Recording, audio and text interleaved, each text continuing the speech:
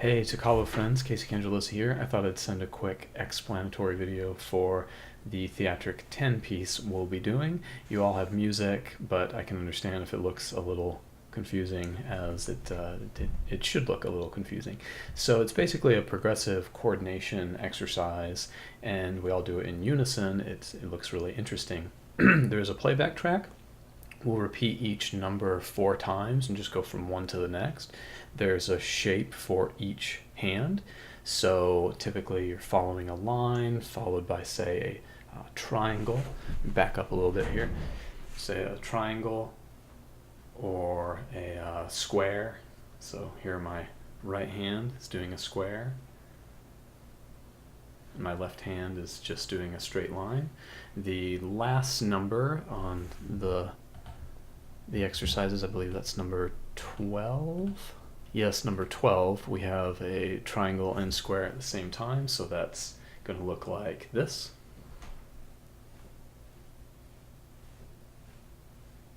And hopefully you can kind of see it's important to keep everything in the same boundary so the audience can really tell the shape. A real easy mistake to make is have your right hand's highest point not the same as your left hand's, and likewise with the low points, and then you can't quite get a sense of what the shapes really are. So you want to think of a playing area that everything kind of works in and operates in.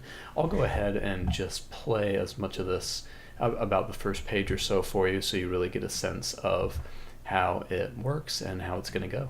So we'll start the piece number 0 with just one person. They'll do that by themselves 4 times, then everyone will join in, and then we do all the numbers together in unison 4 times each till the end. So I'll just give you a little example here of what that will look like. And then everyone. And this is number 1 now. Number 2.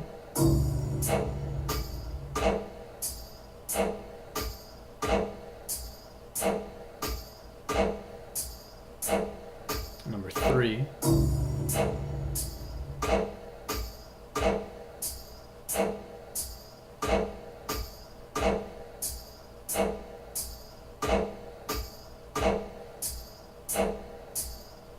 Number 4.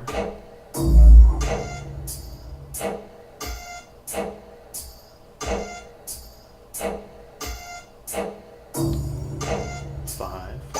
1, 2, 3, 4, 3, 2, 3, 4, 4, 2. Number 6.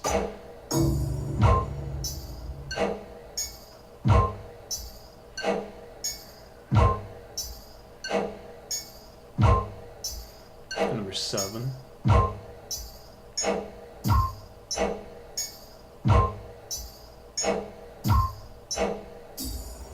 And then on to page 2, so on and so forth. So one thing I would add is when the patterns don't line up, the hands stay independent. The most obvious example of that is number 4. That's going to be one where the right hand, 1, 2, 3, 1, 2, 3, 1, 2, 3, 1, and the left hand just keeps alternating. So watch out for this one. It is a little tricky, and you want to just make the curve outward away from you. And then number 5, you want to keep that same outward curve, but then on the last count go inward. So 1, 2, 3, 4, 1, 2, 3, 4. Try to keep your left hand as straight as possible while you're making the curves. The challenge is to keep them truly independent and not make the left hand do some kind of S shape while the right hand is doing this curve. Try to keep it as straight as possible. And hopefully that gets everyone started. It's going to make a lot more sense when we're all together. But yeah, I hope that gets you started well. And thanks, guys. Thanks, Mr. Palter. And really looking forward to seeing everyone. Okay, bye, guys. See you soon.